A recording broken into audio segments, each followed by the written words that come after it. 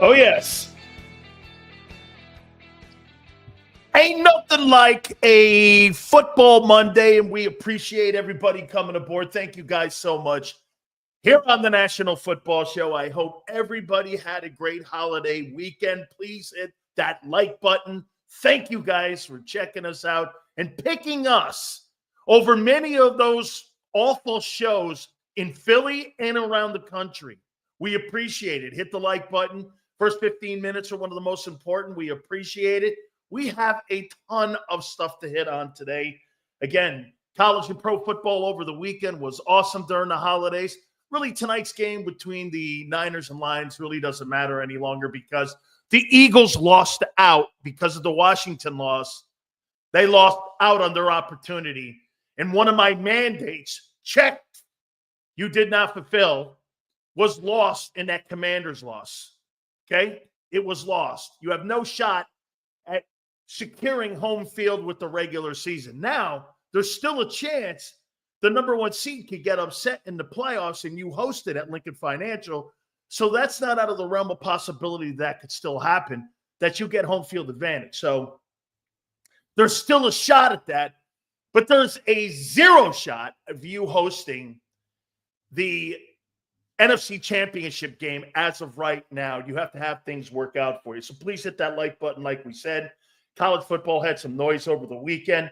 Obviously, a complete football game was played by the Philadelphia Eagles against the Dallas Cowboys. And I'm going to tell you flat out of the gate, the most delusional person in the history of Cowboy Nation is that overrated pass rusher in Michael Parsons. This guy says it was a few plays, and it was a pretty competitive game. I don't know what fucking game he was watching, but that team got destroyed yesterday. That was maybe one of the worst ass beatings in Cowboy history. They were taken apart by a second and third team quarterback and a sensational offensive line and a much improved defense that's the best unit in pro football right now. They were absolutely murdered. That thing was never in doubt. It was never in doubt. And this guy's going around telling, you know what? Seriously, you know that podcast that Michael Parsons does? That thing called like The Edge? It should be Fantasyland. Fantasyland. Hosted by Missing Parsons. The guy had 2 tackles. I didn't even know he fucking played. The only thing I do know he did was he put a shot on Kenny Pickett, and then the other guy came in and did just as good a job. Holy shit, the Cowboys are awful. Okay? They are awful. And I don't care if you put all your players back on the field. They're 5 years away from being a Super Bowl contending team. Holy shit, man. That guy he is delusional. Just like he thinks of himself. He is delusional and overrated in my opinion. Holy shit, man. Unbelievable. How you doing, Kenny Slingett and Tanner Dancer? McKee, happy holidays, Big Sills. Best show in Philly on YouTube. Love you, Big Z. Big Sills, fly, Eagles fly. Absolutely, man. James Jones. Woo! Baby Jaden Daniels. Best quarterback in the NFC East. And it ain't close. Was he sensational last night? Hey, guess what, James? You know, I predicted the Washington Commanders would win, the NFC East. And people are like, how about that prediction, Sills? Yeah, I know. Really only 2 wins difference between the Commanders and the Eagles. And by the way, he's the only guy really in that huddle outside of Terry McLaurin. And I'll tell you this, too. He is 1-1 versus Philly this year. Congratulations to you, Jaden Daniels. You are a fucking star. How you doing? Woo! Was that guy great last night? Oh, by the way, me and Xander had a little conversation. I got to say something to you about A.J. Brown. This dude knows what he's doing in the media. So he tells a national NFL guy on the field about Saquon Barkley. By the way, congratulations getting 2K. 9th player ever in pro football history to get to 2K. We'll talk about that here in a minute. By the way, all super chats go to the top. Please, by the way, hit that like button for us. Want to have a big day today. Thank you guys so much. He tells the national guy, yeah, let's just rest up. Let's just rest up and, hey, man, let's just get ourselves ready for the wild card round that they're going to have to play. Okay? You're going to have to play the wild card round.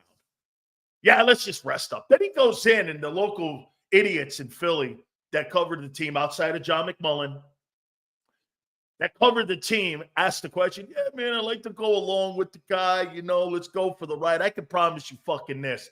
If this guy was chasing Calvin Johnson's all-time single-season yardage number down, this guy would be telling everyone to play. This is the same guy who cries and bitches and moans about targets. You don't think he would want to play if there wasn't a record on the line for him, NFL-wise? You know he would. Hey, if it has nothing to do with AJ, I don't want to fucking play. Hey, I don't want to play this weekend. Leave it in the hands of the coaches. But if this guy was chasing Megatron's number down for 1935 or whatever it is, AJ'd be going, I'm playing. I don't care if Kenny Pickett is out there. I want to play. I want to get the record because that's what this guy's is. Hey, by the way, he's a great player. But stop with your bullshit. You can't pull that over on Big Sills. How you doing? You can't fool me. One of the best shit talkers in history. You can't do that. I know the game. He tells the national guy, yeah, let's just rest up and get ready for the playoffs. How you doing? Then he tells one of the local fish, hey, man, I want to be out there with them. Make sure you tell the fans that because I don't want them on my ass in Philly. How you doing? Holy shit. This guy, this guy's like bipolar. I can't tell what's going on. He's totally bipolar. 1 minute he's like, hey, I need my rest. I need my cat sleep and I need my beauty sleep for the upcoming wild card game, most likely Green Bay. How you doing? And then he walks in and he sees the local hams and he goes, hey, I want to be there for my guy. Like, what the fuck is this guy? 1 minute he's over here. This guy must be a great date. This guy goes to the toilet. He comes back. He's a different dude. Holy shit. I promise you, if it had anything to do with him, he'd be like, I want to play, man. This is about A.J. Brown here. How you doing? Oh, man. Go get him, A.J. How you doing? Jesus Christ. I can't tell which is true. What's the truth? He wants to play or he doesn't want to play? Or is he going to leave it up to old Nicky? But what's the truth? Yeah, really, like A.J. Brown's like the Joker. I don't know what the fuck to believe. Who is this guy? Yeah, so, we need our rest. 2 minutes later, the guy's in the locker room going, I'm going to be out there for my guy. My guy. He's my guy. What the fuck? Jordan Mailata wants the record. We'll talk more about that here in a minute here. But again, it was an ass beating. Congratulations. It was really an ass beating. The Dallas Cowboys were never in that ball game. In spite of what Micah Parsons thinks, they were never in it. They took them completely apart. I'm going to give you my takeaways. We'll do game balls and also go by the numbers, but I got to start it out with this. Come on, Eagle fans. You need an upgrade of a passer in that offense. Let me ask you this. And with all the hyperbole, do you really think Jalen Hurts utilizes all the assets in his huddle to the best of their ability? Let's just be fair. All the kidding aside, do you think this guy utilizes all of the assets in his offensive huddle? Hey, by the way, the wins, I show you a guy who's a backup fourth team guy and Sam Darnold. I could put Sam Darnold in that offense in Philly and get the same result, if not better. Now, look, Jalen's a good player. This is kind of an interesting topic because he's a good player. He's not a bad player. Okay? Dude, they made a trade for Jahan Dotson, and they didn't even use him all year long. Can somebody tell me this? How many catches did that guy end up with this year in Philly? Dude, that guy Olamide up in Washington is a better ball player. The guy the Eagles had and let go, and then the Eagles turn around and give a third rounder up. I've been saying it all year. This guy Dotson sucks. James Jones is trying to tell you that. So wait a minute. Dotson's got 12 fucking catches. Quez Watkins was better. Quez Watkins was better. That's terrible, man. Brian Pumper, our boy. Good afternoon, everyone. The Eagles, and especially Tanner Delphia. My king has risen. QB1 has come to fruition. The Jalenites can eat shit. I mean dirt. Sorry, Pumper. There you go, buddy. Thank you, my friend. Do you really believe? I'm going to show you something here. I wrote these names down. Here are guys. Okay? Here are guys that had better years this year in 2024 with lesser talent than Jalen Hurts. My birthday's on Sunday, the day Saquon Barkley can break the record. That'll be a great birthday gift. And we are shit on the Giants owners. Hey, John Mara's got to be dying. Hey, Lord's Grace, your birthday's Sunday, mine's Friday. How you doing? All right. So here are the quarterbacks just in the NFC that could be better than what you're doing in your passing game. By the way, I thought that was more of a balanced attack than any other game you've played this year, maybe outside. No, because Pittsburgh, they didn't run the ball all that much. Mike Tomlin did a great job of stopping the run. And by the way, what was the most important thing also that happened in that game against Dallas? There were no sacks. There were no sacks in that game. Look at these guys. Baker Mayfield, 4,279 yards and 39 touchdowns, 69.8 completion percentage, 107.6 rating. Baker Mayfield, how many teams has he been on? Cleveland, Carolina, the Rams, and now the Bucs. This is 14 he's been on. Okay. Sam Darnold, 4,153, 35 TDs, 68.1 completion percentage, 106.4 is his rating. How many teams has he been on? Let's see. Carolina, the Jets, San Francisco, and now Minnesota. 4. What the hell did Jalen do to your sills to receive this hate? Bumper, you're going to need new knee pads soon. Not hate. I'm talking, hey, dude, liking Jalen Hurts or not as a human has fucking nothing to do with my conversation. I could care less about the guy. I don't care what kind of good guy he is. I'm talking about being a proficient football player. And giving and using all the tools you have in your huddle. I don't give a fuck what kind of good guy he is. Good guy, bad guy, I don't care. That's nothing to do with the evaluation of how you look at a player. His color, his being a good guy, I could care less if he's a community guy. Now, if he happens to be, that's a cherry on top. That's great. My number one thing is to make sure that I have a quarterback in the huddle that can use every single asset I have to win games and not be a liability. He was a liability at Alabama. And that's always been the case. It's never escaped him. He was a liability at Alabama. How's that for you? Total liability. Here's a guy that was the SEC Player of the Year, lost two ball games. 2 ball games. They said he's not good enough. But he's good enough in Philly. Oh, okay. He wasn't good enough at Oklahoma. Would they win? I must have missed that. By the way, all these championship rings that Hurts has supposedly won, where are they? I haven't seen them. I'll tell you what he does do, man. He takes you right to the gate, and then there's nothing. He's got nothing to show for it. Ton of wins, no doubt. He's been at Alabama and Philly. Hey, good for you. Good for you.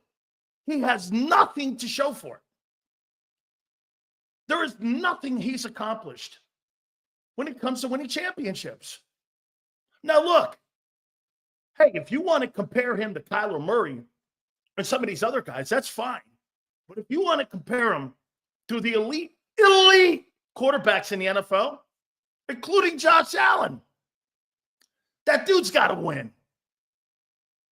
Josh Allen has to win. Joe Burrow has to win to validate it all. Or you know what you'll be? Hey, you know why Eli Manning's going to the Hall of Fame? Eli Manning's going to the Hall of Fame because he won 2 Super Bowls with 2 Super Bowl MVPs. If you take that fucking away from him, he's not a Hall of Famer. He's not a Hall of Famer. Real Hurts comes out when AJ's hurt. Dude, Jalen Hurts is a good ball player. No one's debating that. I don't want good. I want to have a guy in there that can utilize all the assets I have. By the way, this is the worst year in his passing career as an NFL player. It's the worst. That thing was proficient yesterday. Dude, I think you can get any one of these quarterbacks to go in there and do the same shit he's doing, if not better. Watching the game yesterday, I forgot we didn't have our starting quarterback. The game was actually more appetizing to the eyes. Tanner McKee is my religion. Pumper, I'll throw something else at you. Okay? People go, well, it's the shitty Cowboys. What about the shitty Carolina game where he threw for 108? And was a non-factor in that game. Oh, with his legs he was. No one's ever debated that. Here, let me show you this. Look at Geno Smith here. 4,097. Now, look, you know what all these guys don't have? These guys don't have Howie Roseman. They don't have Howie Roseman. Best QB in the division plays in D.C. That ain't a debate anymore. That ain't a debate. Dude, Geno Smith, these are quarterbacks. By the way, every one of these quarterbacks outside of Goff and Stafford and Daniels, I'm not a fan of. I'm not really that much of a fan of Jared Goff. Here, let me go here. Geno freaking Smith, 4,097, 17 TDs, 70% completion percentage, 90 quarterback rating in Seattle on the limited football team. He doesn't have Howie Roseman. Look at Jared Goff.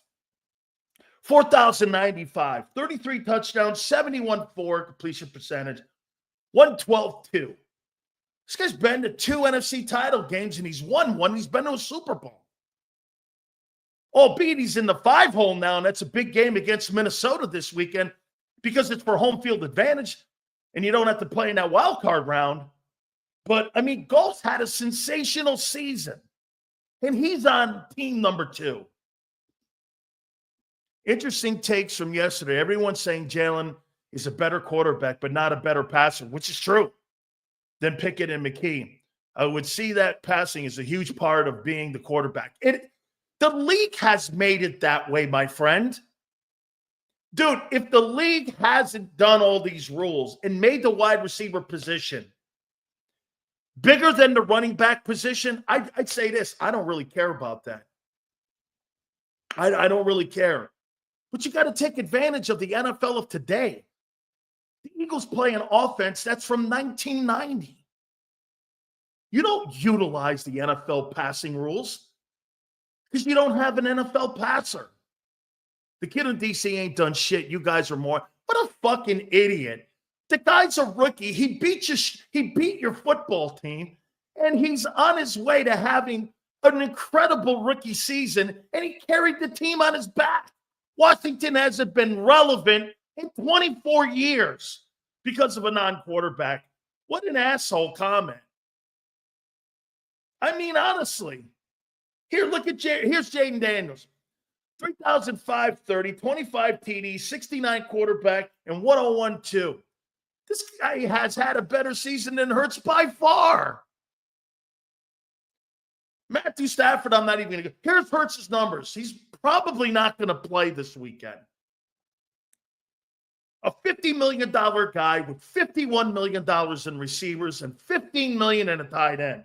Threw for 29.03, 18 touchdowns in 15 games. This guy's not a great passer, and he'll never be. This is year 5. This is year 5. He'll never be an elite passer. Ever. It's 5 years in. You know what it is. Hey, by the way, some are going like this probably. Sills is going off of one game. No. I'm showing you how easy it is when you watch a guy like Darnold and Mayfield. I'm not even comparing him to Allen and the rest of these guys. There's 2 significant things that Jalen Hurts has had in his career. What are they? Tell me what the 2 most significant things or people that Jalen Hurts has had in his career. As you tell me, there's 2 people that he has had. 2 people that he's had. You're getting closer, Mix. There's 2 people that he has had that have been significant in his win total. Because outside of his win total, okay, there was an amazing balance running and passing offense last week, Sills. Saquon had 100 yards in the first quarter. No question about it. I appreciate it. Hey, Sills, what part of the game am I missing when people say Jalen is a better quarterback than the other 2? Is it just athleticism and reps? Jalen's a better athlete by far than those 2 dudes. But he's not a better quarterback. Aaron Rodgers is a better athlete than Tom Brady. He's not a better quarterback. Here's the 2 most important people that Jalen Hurts has had in his career. You know what it is? Nick Saban and Howie Roseman. Because Nick's like a GM when he was at Alabama. Your favorite topic, ragging on Hurts every day. No, I'm talking about the game I watched yesterday. You're an asshole. The DC kid ain't even played a year yet. Hey, guess what? Your guy played 1 season. You gave him $50 million. I love you too, Marshall. Hey, man, you and me at a bar. It's all good. You know, hey, great respect for you. Thank you very much, my friend. All good all day, man. Thank you very much. You know that, Marshall. You gave a guy $50 million after 1 year. What are you talking about? Okay, you gave that guy $50 million after 1 season. I'm just making a point to you here. Again, he's a good ball player. But the 2 most significant things that Jalen has had in his career, and by the way, well done, Jalen. Jalen Hurts didn't go to the Jets like Sam Darnold with shitty coaching and city management and shitty ownership. Get this. All the things that Sam Darnold had in New York is the direct opposite on what Patrick Mahomes has in Kansas City. Great ownership, great GM, great head coach, play calling, and a great D coordinator.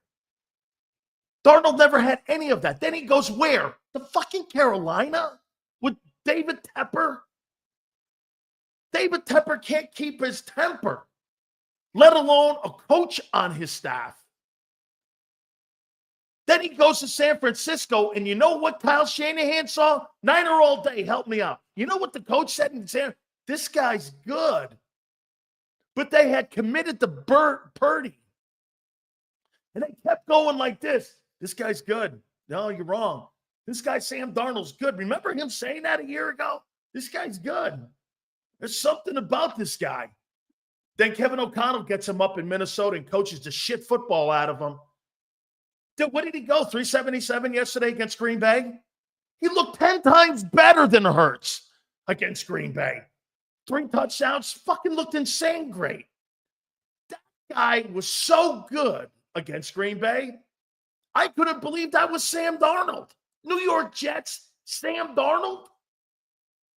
You got to be kidding me.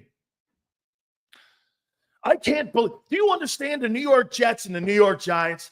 Because of their shitty picks at the quarterback position, they're in in the top 10 picks in April because they missed on Daniel Jones and they missed on Sam Darnold. Then they turned around and they went for the BYU loser.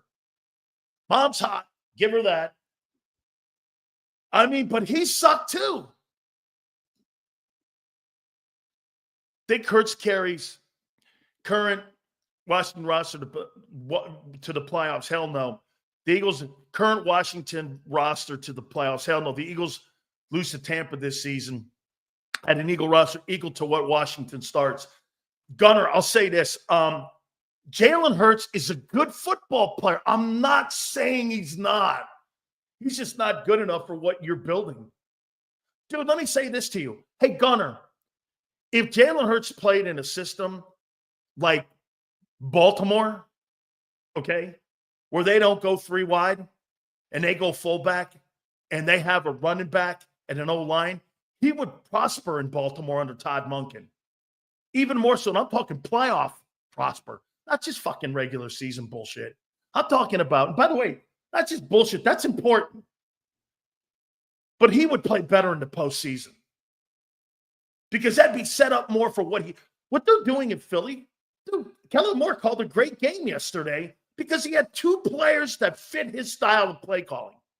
It was evident. I mean, it was smooth. Some are going to go like this. Sills, there was only 19 attempts. Those 19 attempts resulted in 200 yards passing and 3 TD passes between the two dudes. Dallas was on their heels the entire football game. Here's what you get when you have Jalen Hurts as your quarterback. You're either going to run it or you're either going to pass it. You're not doing both. You're not doing both. In that game yesterday, you did both, and it was seamless. Because why? Now, Sills, would you want to take away the element that helps the run game? The problem that I've been telling you all last week, it's taking its toll on those wideouts.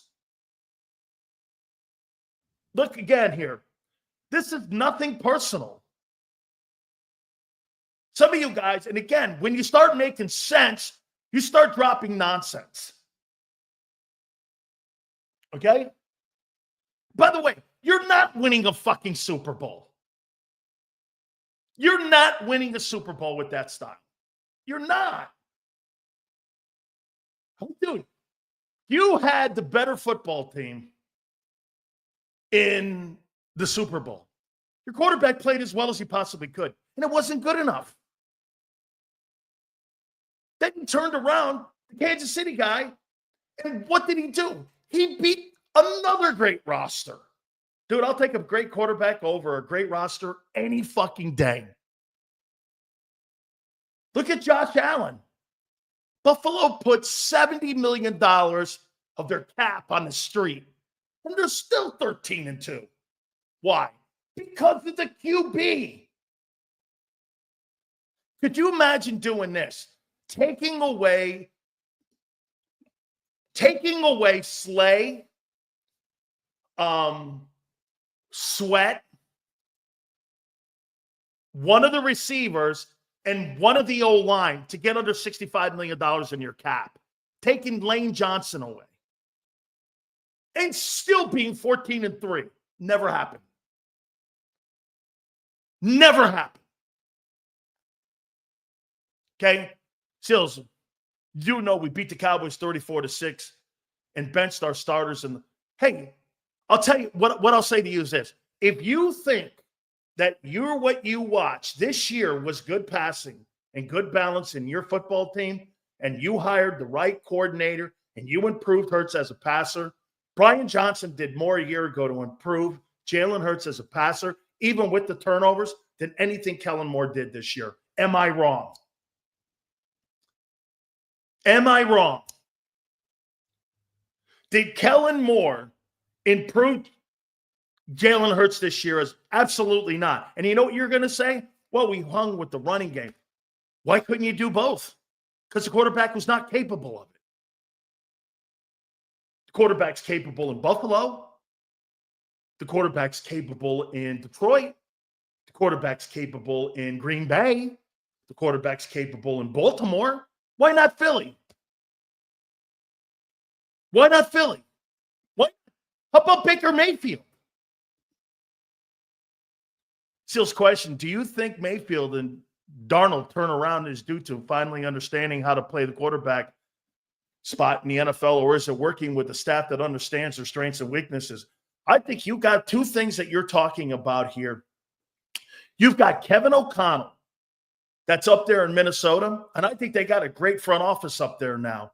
And then you turn around and you got Jason Light down in Tampa, and you got Bruce Arians in the locker room and as a senior executive there, and you got Todd Bowles. You're sitting across from Todd Bowles, and he's telling you what you're going to see on a week-to-week basis. And this is the guy that owns Hurts. And he's showing you what he's doing and what they're going to do to you to open up his vision. It's great coaching. It's just great coaching. Now, are the Bucs as good as the Eagles? I don't know. The last two times they've played, they've destroyed the Eagles. So I can't tell. But they're a good football team. And they've got the kryptonite to beat Philly. They beat both Detroit and Philly this year. There's just nobody in the league that's done that. And if I'm not mistaken, they beat another big-time playoff team this year. I mean, hey, like I said, what I saw yesterday was I think any one of these quarterbacks, Stafford, Daniels, Goff, Geno, Darnold, Mayfield, could go into Philly and do the same shit, if not better, and be more effective in the huddle than what Hurts does. I'll stand by that. He's not a very good passer. How do you have all that weapons? And I told you at the beginning of the year, if that guy didn't look like he improved, we were going to come off the top rope. And you're going to sit there and go, Sills, look at our record. No shit, in spite of him. You did not improve your passing game this year. So, if you really put it in big picture, what's it mean now? Xander said something important on the postgame show. You're right, okay? You're right. They win a Super Bowl. This conversation is moot. If you don't, you wasted an entire year with a guy who will never deliver for you. If Jalen Hurts doesn't deliver this year, he'll never. That's why I say it's Super Bowl or bust. If this guy doesn't, do we not agree? If he doesn't win a Super Bowl this year, it's another wasted year. Right? I'll tell you this. You win 14 ball games, you got 2 14-win seasons. Inside of 4 years and you don't win a Super Bowl, there's something wrong with that. Don't you think? Right? There's something wrong with that. Wouldn't you want to turn? Hey, the reason I'm saying this is you're right here. You're not like Dallas. Dude, Dallas is zip codes away from being good. You know what my conversation would be if I was really into the Cowboys right now and covering them? Jerry Jones can't do anything to fix this. You know why? Stop asking the question. Jones is the problem. The ownership is the problem. And you know what that means? You can't fix it. Because he's as delusional as Michael Parsons is. He'll look at his roster and go, we're good if healthy. No, you're not. No, you're not. Would I take Jalen Hurts over Dak in a game? If everything was equal, yeah. You know why? He's not the better quarterback. He's the better player. That's not a better player. He'll put up great numbers. He's a black Kirk Cousins.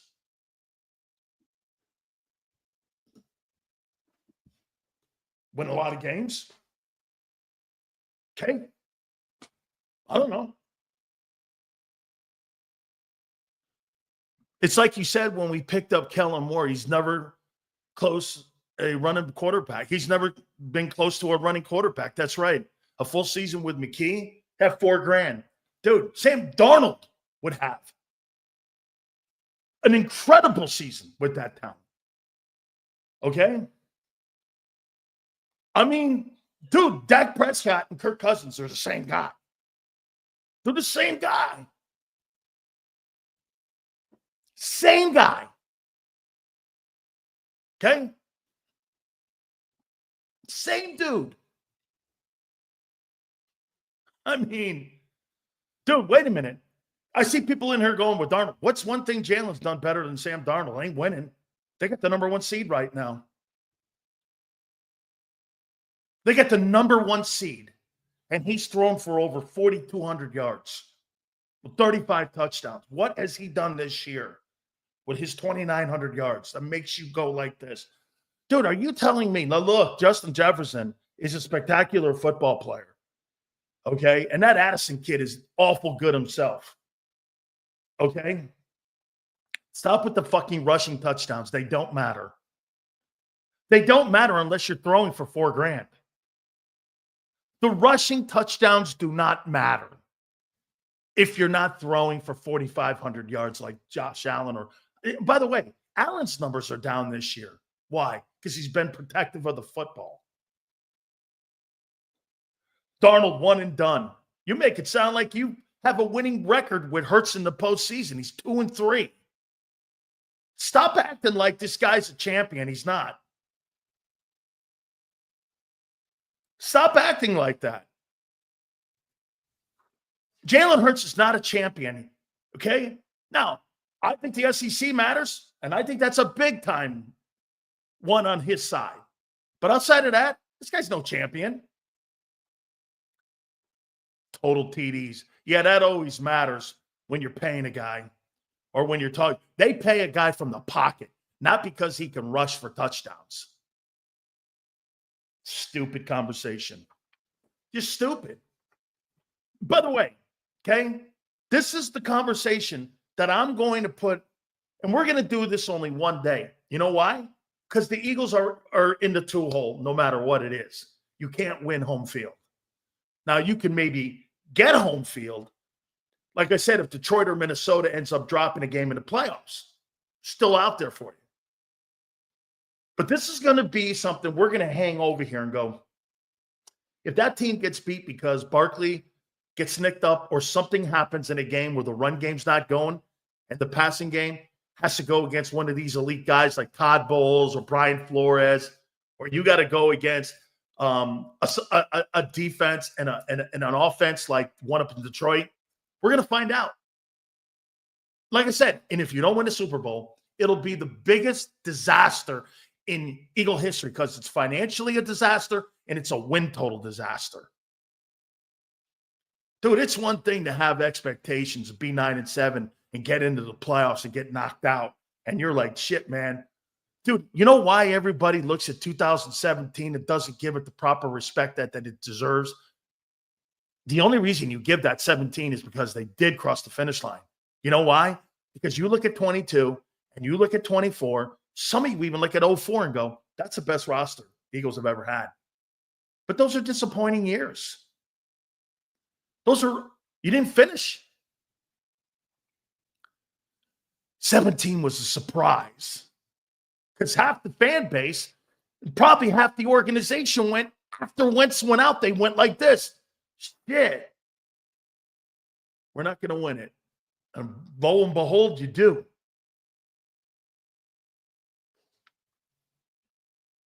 I mean,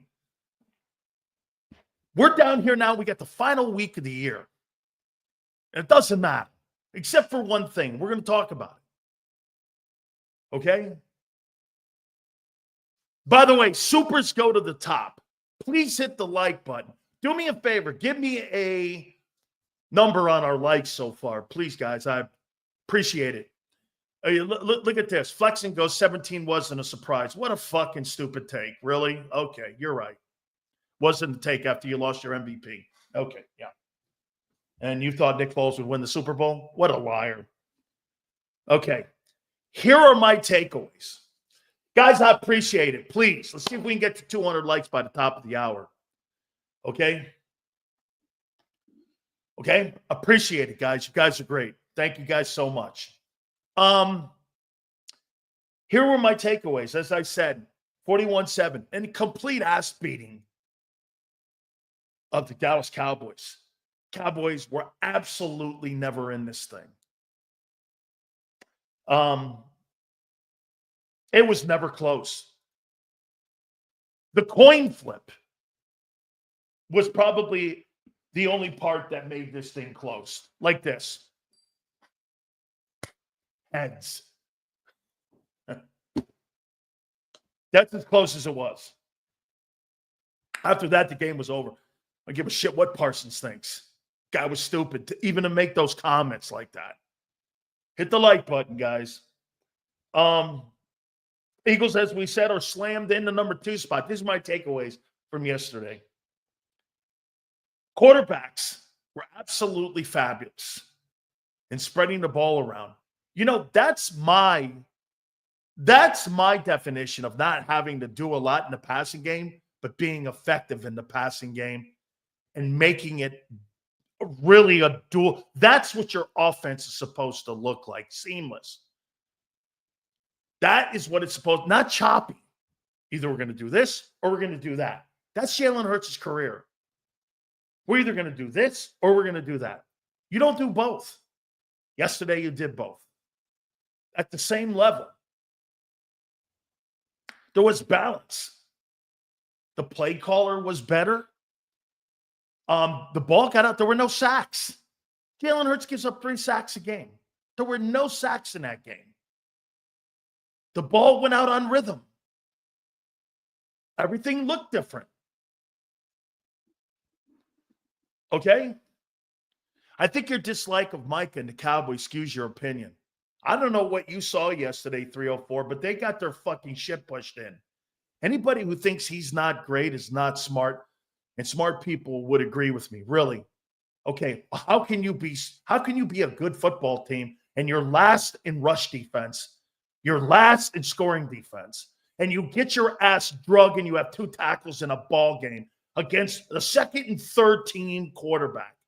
How in the world would anybody look at that game yesterday and say Micah Parsons showed up? How in the world would you say that? Who in their right mind with any brains would think that guy showed up this year? Where? I don't remember a game when the true legendary rushers, and I'm not even going to put LT anymore. I'm not bringing that dude's name up. I'll bring up Derek Thomas. That guy is nowhere in that room.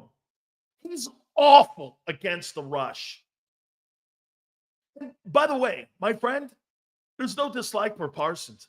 I just dislike the way he looks at himself and his Cowboy team. That Cowboy team's a train wreck. I don't know what the hell you're looking at. You're as delusional as he is if you think you're good. The McKee back shoulder throw to Smitty was great. How about that catch by AJ down the sideline, that one-handed catch that he had that wasn't inbounds? What a freaking amazing catch.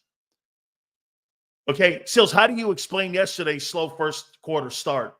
Dude, he's a backup. The amount of reps that those 2 guys have taken this year have been limited. They've been scout team guys. Those guys were scout team guys and made your passing game look better. They were scout team guys. I mean, yesterday, and I saw a comment in here, yesterday everything was on time. The entire offense was on time. It looked different. You know, then you get that jackass Seth Joyner making a comment. Now you see the importance of Jalen. No, I didn't see it. As a matter of fact, it exposed them. And hey, some would say this. I see another comment. Yeah, the Cowboys were a JV team. So's Carolina. What happened in that game? You got through for 100 yards. No balance in that ball game. Hasn't been balance all year. One game, there was some type of balance. You got to be kidding me, man. You guys are out of your mind. If you don't see it, you'll never see it, or you don't want to see it. Okay? Or you don't want to see it. Barkley 2K, congratulations. What an accomplishment. 9th player in pro football history to accomplish that feat. What happened in the Steeler game? They stopped the run and you had to throw the ball and you were effective. I said that. You've never had balance. There was no balance in that game.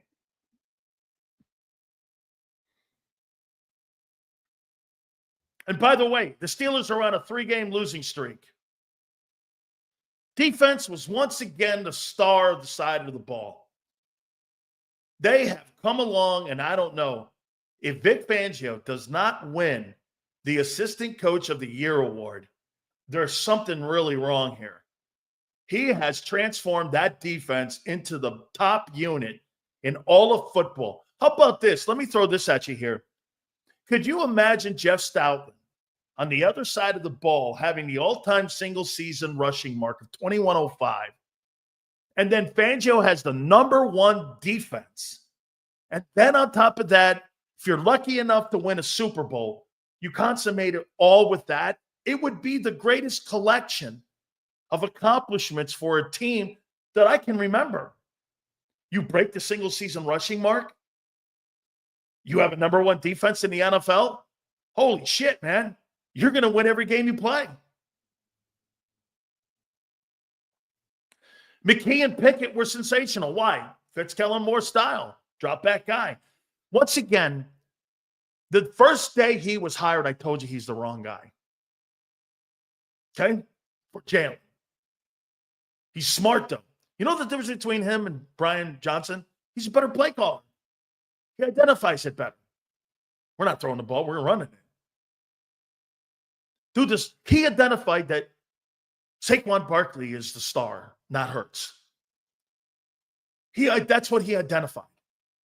And that's what's happened. That's what's happened.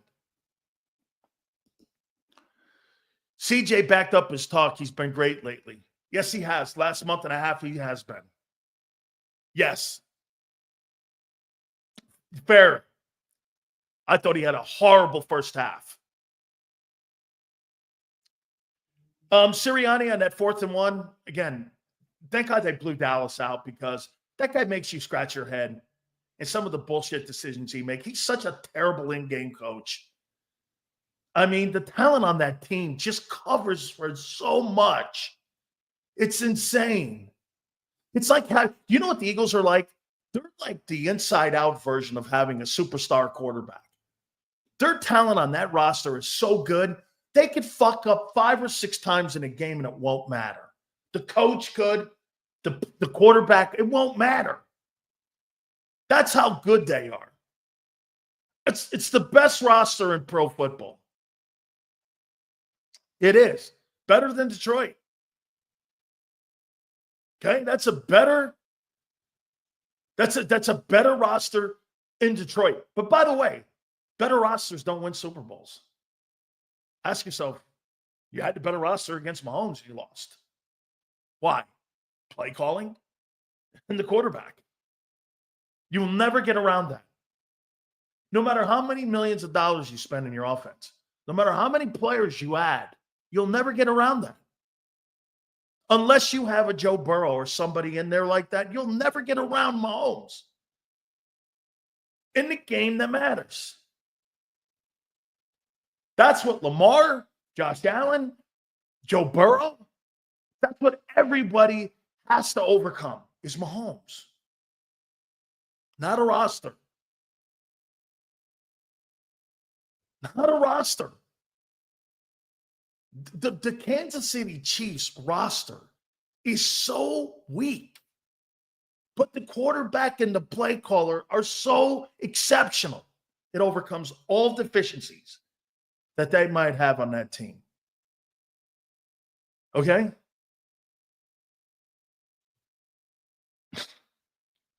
The Cowboys are a walking mess. I don't know. 304, he's as delusional as their fan base and Parsons.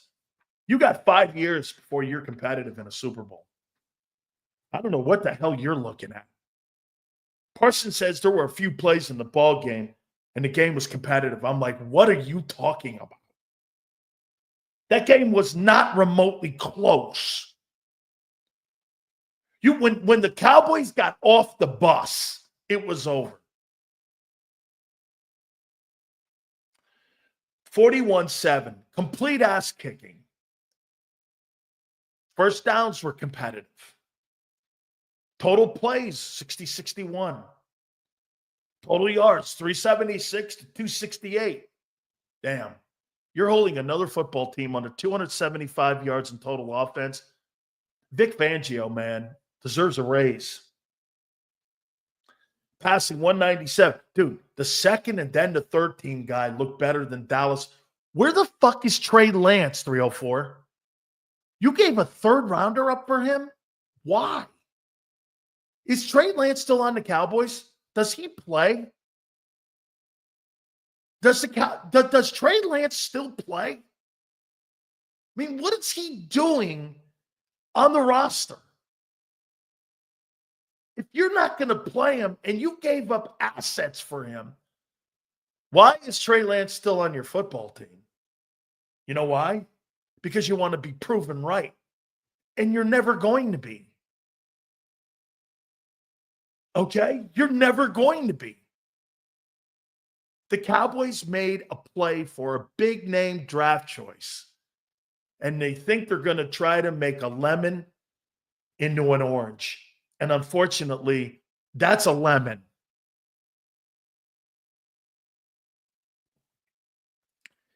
"42 carries. We said it on the pregame show. Had to be around 42 carries and around 19 passes in the ball game. If you hung around those numbers, that was going to be the remedy to beat Dallas because Dallas didn't have anything. By the way, 0 turnovers, 0 sacks in the ball game. No 3 sacks a game. That'd take you out of field position. They created 4 turnovers and a pick 6 with CJ. They sacked him twice. I mean, that was a complete ball game. Some are going to go like this. Well, Dallas's roster was diminished. That's not an Eagle problem. That's a Dallas problem. What? You want me to do what? Because you can't field the team? Well, you better talk to your owner and your general manager. Oh, wait, he's the same. That's not a Dallas thing. Or excuse me, that's not an Eagle thing. Because you show up and you don't have the team on the field, that's a you thing. That's why you've got to prepare for the war of attrition. The Cowboys weren't even prepared for the battles that they had to win during the year. It was the worst constructed football team that Dallas has had, in my opinion, since the 1-15 season. And I was there for that.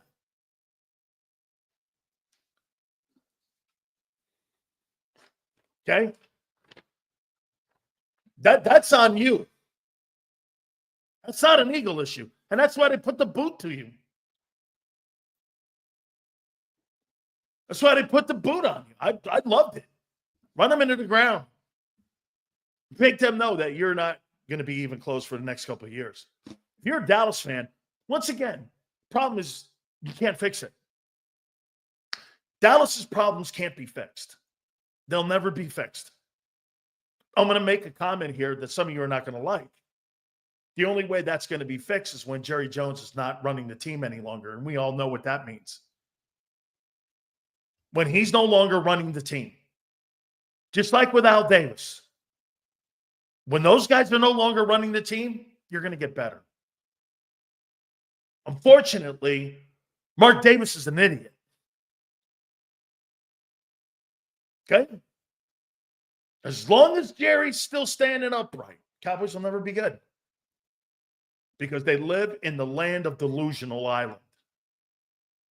You can't fix this. It's not attainable. No matter how many people you draft, no matter how much money you give Dak, no matter how many coaches you fire, no matter how many things you do, the Dallas Cowboys issues can never be fixed as long as Jerry Jones is alive. It just can't happen. If you're a Cowboy fan, that's the only common denominator in the last 30 years.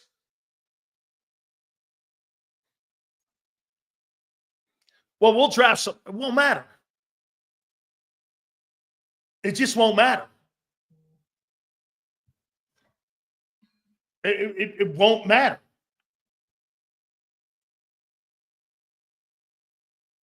Okay? Won't matter. Here are my game balls. Well, wait a minute. Oh, hold on here. Cosmo, am I wrong? Sills is right. Jerry, in his own way, and outdated as GM. Absolutely. Okay? I'll tell you this. One thing, if you want to compare Cowboys and Eagles, front office-wise and winning, it's not even remotely. Can I make a comparison to this? Hey, Bob, anyone, tell me if you compare this. It's like the Red Sox has now overtaken the American League East as being the most dominant team in the East over the Yankees. Because why? George Steinbrenner died. His kids suck. Red Sox have more World Series since Steinbrenner died. Why is that? Leadership, direction. Am I wrong? I mean, look at the Yankees. They got destroyed in the playoffs. Why? Well, they don't have a really good GM. That guy, Brian Cashman's outdated. George Steinbrenner hired him. And the Yankees are going to go nowhere. The Red Sox have been the better franchise the last 25 years. Why? The owner. I mean, I hate to do this to Cowboy fans. I played in Dallas. I get it. You'll never fix this. Never fix it. Guys, please hit the like button.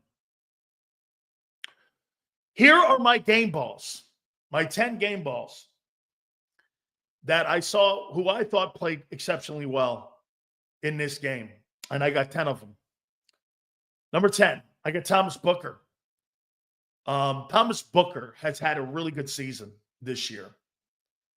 And he was way more productive than what Jordan Davis was. To some extent, even Jalen Carter. Dallas had a good game running the ball. They ran the ball for 127 yards. That's starting to come back a little bit now. So you're right, but fuck. You and the Red Sox. Okay. I like Thomas Booker. Number 9, Josh Sweat had a really good year this year.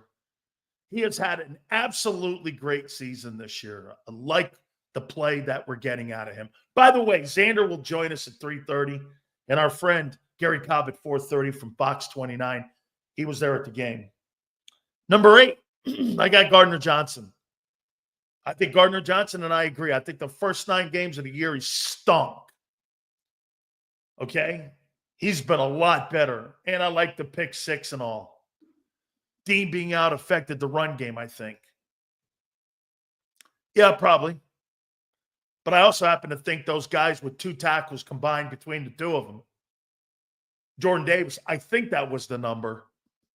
I think, if I'm not mistaken, between Carter and Davis, I think they had 2 tackles.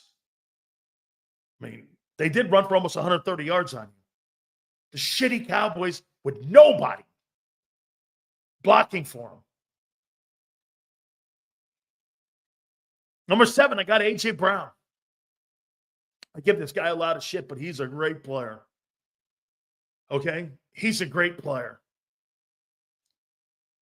Number 6, I think Cooper DeJean has kind of hit that Ricky Wall a little, but I believe he had a pretty good game.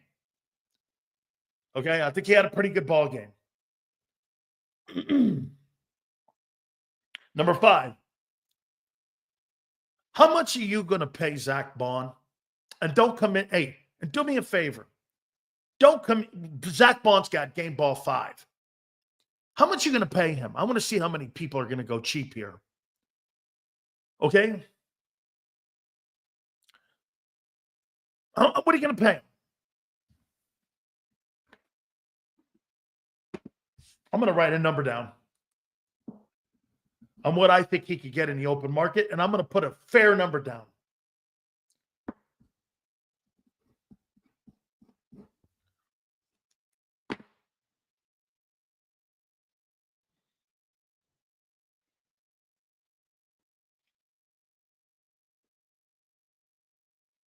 Okay.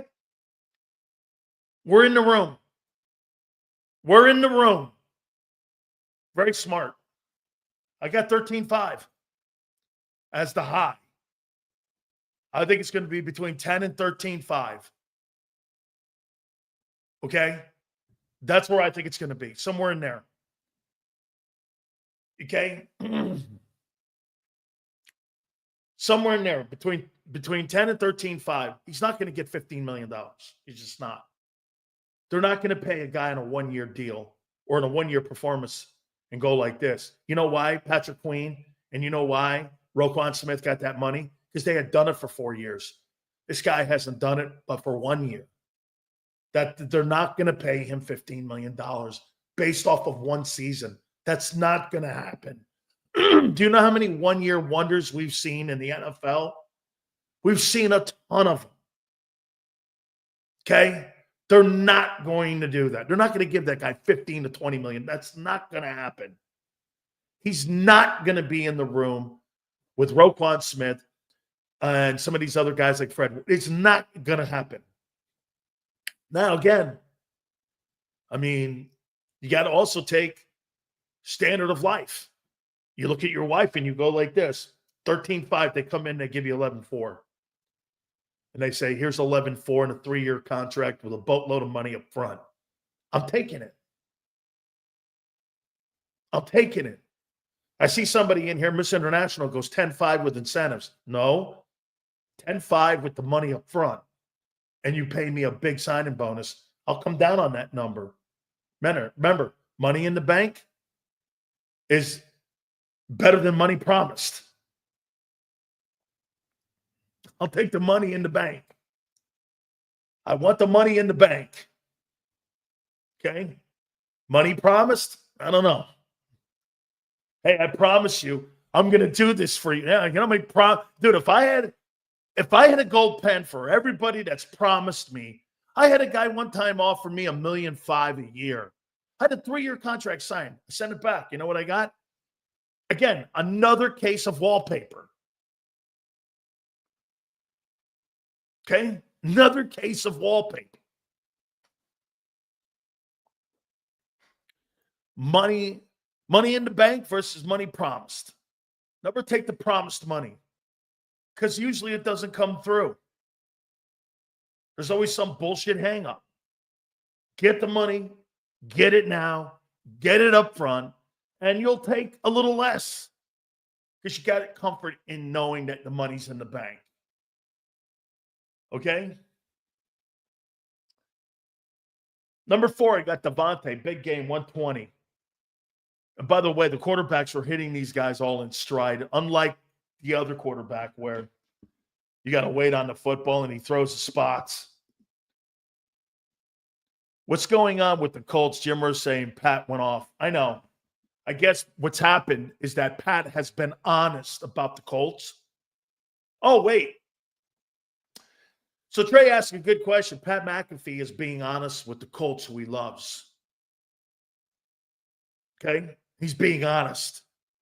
And the fan base is trying to make him a villain. And so is the organization. The organization has called ESPN and complained about him. The Colts. He played for him. He was nominated 3 times to the Hall of Fame. Biggest punter, I get it, still. But because he was being honest.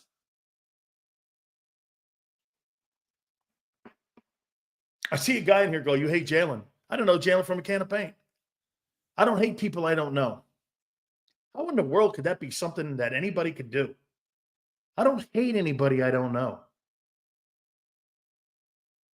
Okay? I don't.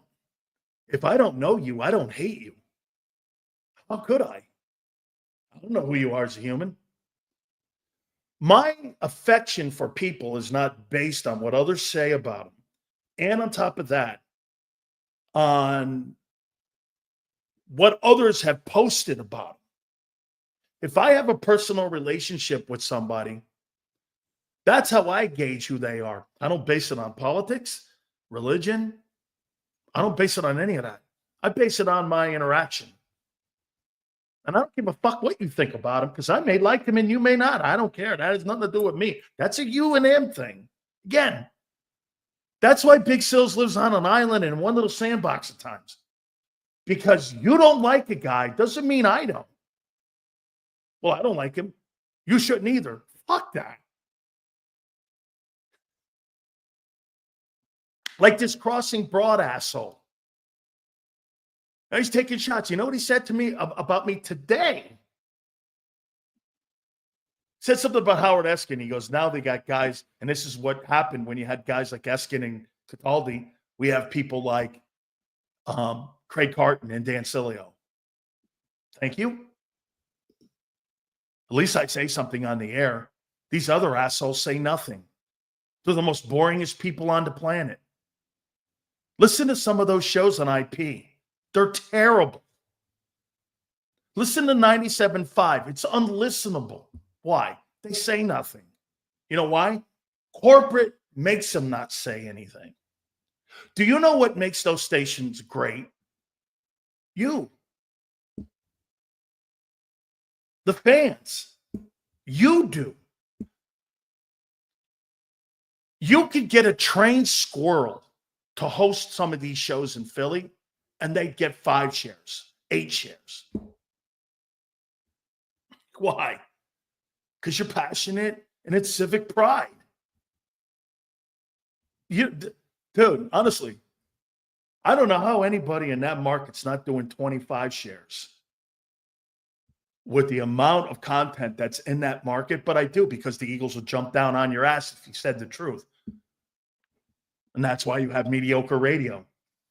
And that's why you got this asshole at Crossing Broad liking guys like Rob Ellis, weekend guys who said nothing for 30 years. I mean, really. If I fucking ever worked a weekend, I'd kill myself. I mean, I'd kill myself, man. And I like Rob. I do. I do, man. I do a lot. Shit. If you had me on a weekend shift for 20 years, I think it's maybe something. Look, I might want to find something different to do. You know what I mean? Working weekends. I don't know. Hey, I do a show Monday through Friday, and I get 4 hours to be me, and I don't have to worry about the content gods hitting me in the face.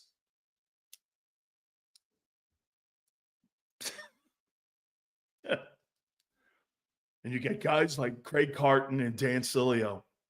So Craig Carton had the highest ratings in the history of New York sports talk radio. And Cataldi was the greatest morning show host, sports-wise, radio-wise, in Philadelphia history. Thank you. Thank you. Okay. Number 3, obviously Barkley. Some of you are going to go like this. So you gave your game ball number 3 to Barkley. Why? Well, sorry, man. I'm going to make a proclamation here about your O-line. That's the best O-line in Eagle history this year. Unfortunately, I'm ahead of the game here saying this because they got to win a Super Bowl, but that's the best O-line the Eagles have ever had is this year. And that's without Jason Kelce. That is the best offensive line they've ever had. It's the best. Hey, dude, how about your Mekhi Becton? You're a loser. You're overweight. You're overrated. And you were not a first round, and you were a first round bust. Now he's going to be an all-pro. How's that possible?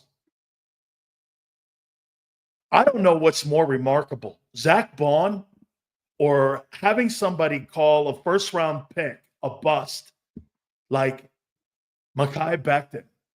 Do you understand? Bond was a third-round selection. I get it. That's a big-time draft pick. This guy was a first-round pick, and he was called a bust. Fucking incredible. The size of him in there, dude, it looks scary. When they give you field shots of Lane and him and Mulata, it looks like you're playing against 5 centers in the NBA. An incredible size that you have with that offense. It's enormous. Man, I really, Becton or Bond. I'll tell you this, honest to God, no disrespect to Zach Bond. If I had to pick between the two of them, give me the offensive guard. I'll take him. If he's going to take $15 million, that guy is going to be an unrestricted free agent at the end of this year. Holy shit, is he going to command a ton of money? Wow. Hey, dude, Zach Bond's going to get between 10 and 12. That guy will get $15 million. He has been he's been the best right guard all-pro in AFC and NFC. Nobody's been better. And if I were going to pick the all-pro team instead of that stupid shit that I talked about the other day, I don't think there's a guy I wouldn't pick from the Eagles to make the all-pro or the Pro Bowl team at least. All 5 guys belong in the Pro Bowl. All 5. I'm not sure that's ever happened. Cam Jurgens is a Pro Bowler. Becton's a Pro Bowler. Lane's a Pro Bowler. Dickerson's a Pro Bowler. Mulata's certainly a Pro Bowler. Who would you not put on the Pro Bowl? The only reason they won't put 5 guys on, it's politics. And they don't want it to look so stupid. But every one of those guys belongs on the Pro Bowl team. You know what I think is going to happen? There's going to be some situations where they're going to be like an alternate or second team, and they're all going to be in Orlando, wherever they hold those games and shit now. Every one of those O-linemen, all 5 of those guys are going to be there. Unbelievable. That's as good an O-line as Dallas has ever had when Dallas had those guys with Emmett. Hey, by the way, don't you think? Let's put this in proper perspective here with the Eagle O-line. Check it out. And I've brought this up to you numerous times. Martune was there already with Landry. Nate Newton was there with Landry. Crawford Kerr was there with Landry. Tom Rafferty was there with Landry. Okay? Kevin Gogan was there with Landry. The only guy that Jimmy brought in that year was Mark Stepnoski. Then they bring Emmett in. He turned those guys into the best O-line in football. Look what Barkley's done. He's elevated the O-line, already a great O-line, into being the best in the game. It's better than Detroit's.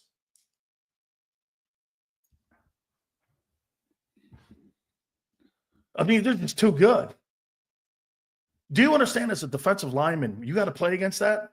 There's not a weakness in that line. In the size, they're going to wear you up by the fourth quarter. If you're not playing your A game, they're going to fucking run you over. If Bond leaves, pick up Louvu, EJ's. I don't trust Howie to get it right again. Okay? But he's going to have Vic helping him. Okay? The O-line has been too good. Just been too good. They're the MVPs. It's just a phenomenal season they've had. Here, I mean, that's as good a group as I've ever seen. And the backups are good. Eagle offensive line, best in NFL history? No, I don't think so. If I had to pick, it would probably be that Steeler O-line with those 2,000-yard backs. I'll tell you what, the Oiler O-line with Munchak and Bruce Matthews was awful good too. The Rams O-line with Slater, Mack, Dennis Hara, that was a good group. But remember something too. If you're going to be called the greatest O-line in football history, you got to win a Super Bowl. The Raider O-line, there you go, Charlie. The Raider O-line's probably the greatest. From the center over to the tight end, everybody made the Pro Football Hall of Fame. Okay? Otto, Upshaw, Shell, and Casper. The entire left side of the offensive line made the Hall of Fame with the Raiders. I don't know. I'm probably not going to top that. Okay? Probably not going to top that. Now, at the end of the day, could Mulata be a Hall of Famer? Yeah. Lane's going to be. Dickerson is putting Pro Bowls together. Their resumes aren't filled, but boy, I have nothing but amazing things to say about the production of offensive linemen that the Philadelphia Eagles produce. It's insanity. Bond, Becton, or Milton? One's got to go. Who is it? Milton. Looking forward to Keegan next week. Absolutely. Trevor Keegan's in the waiting. Dude, you got guys like Fred Johnson, Steen, and Keegan all in the works. And I'll say it one more time to you about Trevor Keegan. If Trevor Keegan were to go in this draft this year, he'd be a second rounder. It's not as deep as it was a year ago. Why? COVID. A lot of those guys were 25 years old when they came out of college. They took the COVID year. That's their year to mature. That's why you had all those guys go. You're going to see that number come down a little bit now. That O-line is so probably one of my favorite things to watch about the Eagles is that O-line. Just small people, man. And you have to, when you watch a defensive lineman play against them, and I do, you don't see anybody playing high, or you're going to get put on your back. If you're looking for the ball and you're playing against those guys, you're in trouble. And they move. I mean, you start looking for the ball, you're going to get put on your back. Do you know how many pancake blocks I've seen this year from that group? Tons. It's a great fucking group. I have not seen an O-line in football this year that compares. That includes the Lions. Seals, underrated take is our offensive line. It's a great run line, but average pass protection. They're too inconsistent. I agree. That's where Detroit gets back in the room. It's because they're better pass pro offensive linemen. Kansas City too. But I think hurts them. Look at what they did with a drop back quarterback. They made the O-line even better. There were no sacks. You can't be considered a great O-line like you just pointed out when you gave up 38 sacks this year to your starting quarterback. Someone's going to look at that and go, well, because Hurts moves around in the pocket too much. You know where McKee and Pickett are going to be. And so those guys are more technically sound in their assignments when they're pass protecting. They know where he is. They don't know where Hurts is. Hurts runs into more sacks than any quarterback in the league. If you're O-line and Stoutland calls you, take the call. Dude, not only do I take the call, I'll pay for the ticket to fly to meet you and see you and work out for you. Yeah, no, that was also noticeable. The quarterback stayed in the pocket. They had courage. They stepped up, and there were no sacks. There was nobody moving around, running into him, running out of field position. There was none of that. Okay?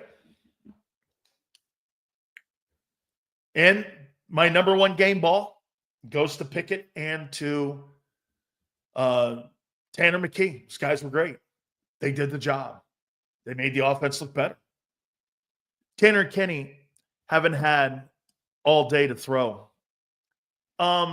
They didn't have to have all day to throw. They were throwing on time. Okay? It's come down to the O-line now. Pass protecting, run blocking. Those guys were the key to it. But dude, I don't give a shit who you put back there. You got that O-line, you're going to win a game. The O-line's the key to those wins. And now that you have a top-rated defense, the key to your football team is not those receivers. And maybe not even Barkley. Because you won ball games with DeAndre Swift and Miles Sanders. The key to that is don't turn the ball over, play great defense, and let that O-line take over. That offensive line is the key to your wins. They're the MVP this year. Dude, do you know how many times Brian Westbrook texted me over the weekend and was telling me they're not touching him for 3 or 4 yards into the pile? I mean, I wish I had that. I mean, just tremendous. I mean, they put a show on this year.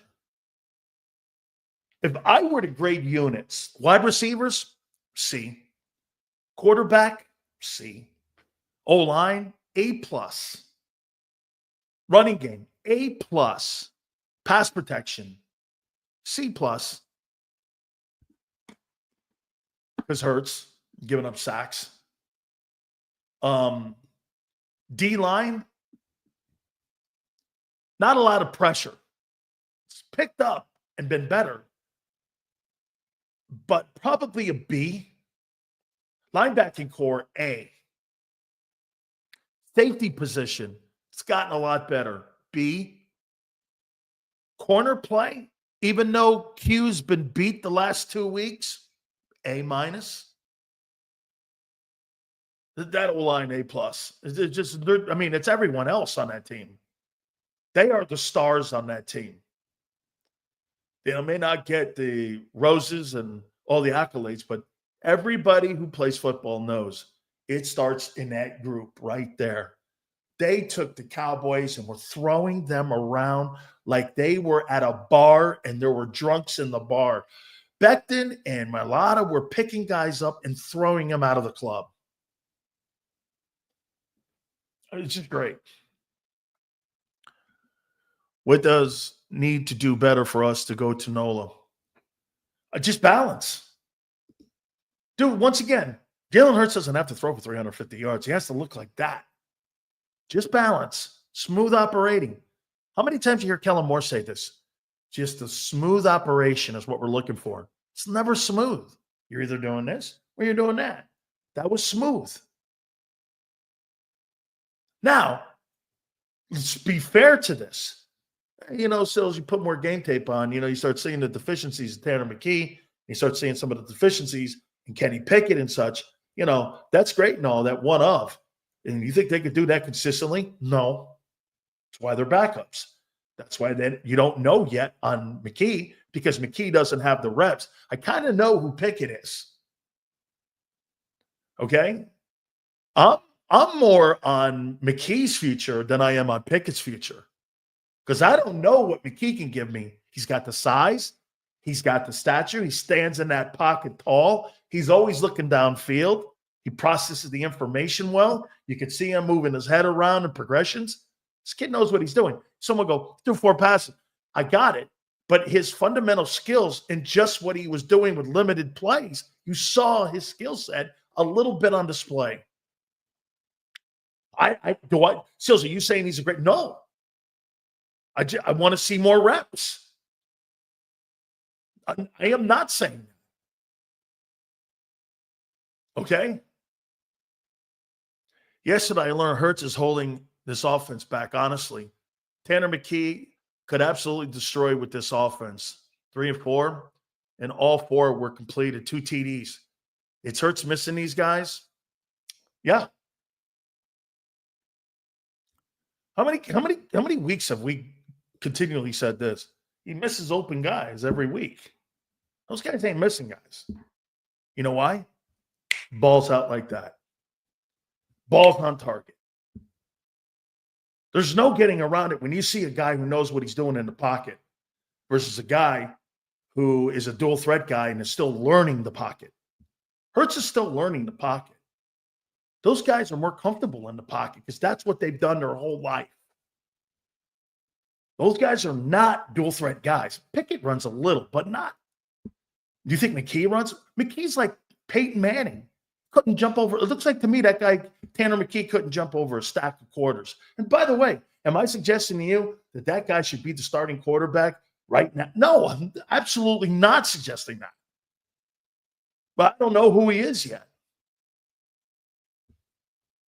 And it's unfair to sit here and go, well, you know, we saw against the Cowboys. That's not a true sample size. It's just not a true sample size.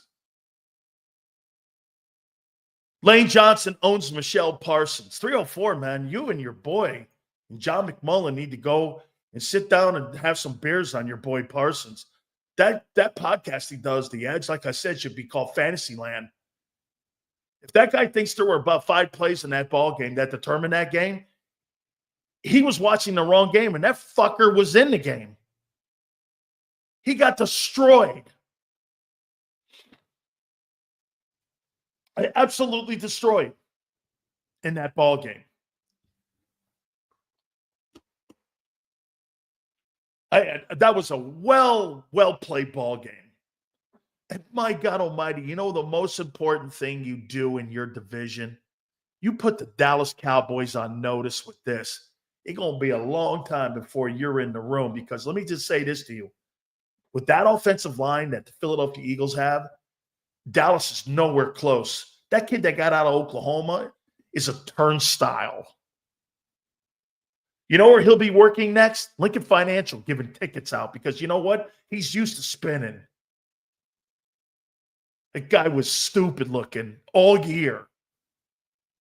I'm suggesting he could start over Pickett this Sunday. I would start him over Pickett. Pickett's banged up.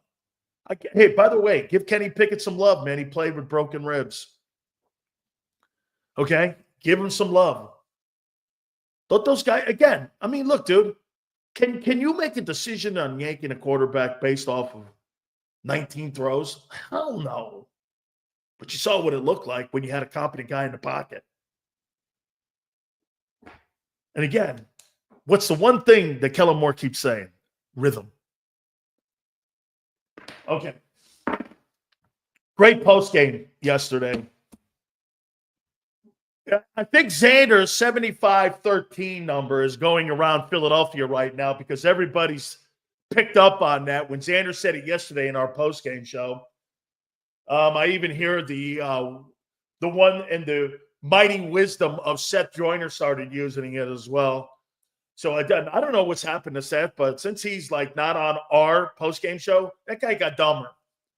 Okay, I mean, he got dumber.